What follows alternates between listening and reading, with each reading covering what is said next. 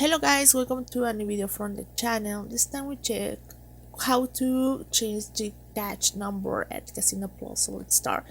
So to change your GCash number like in your Casino Plus account, you must contact the Casino Plus customer support team directly. GCash itself doesn't allow you to change the mobile number as you share with your existing account internally. This process must be handled by the merchant Casino Plus through their system. Here is how you can proceed. First, you contact Casino Plus support. Reach out the Casino Plus customer support team via official channel and enroll and contact information like the website, etc. Provide your necessary information. Clearly state your request to update the registered GCash number. Give me an account, be prepared to provide identification details, and enroll your new GCash number, a government issue ID, any other account details they may be required.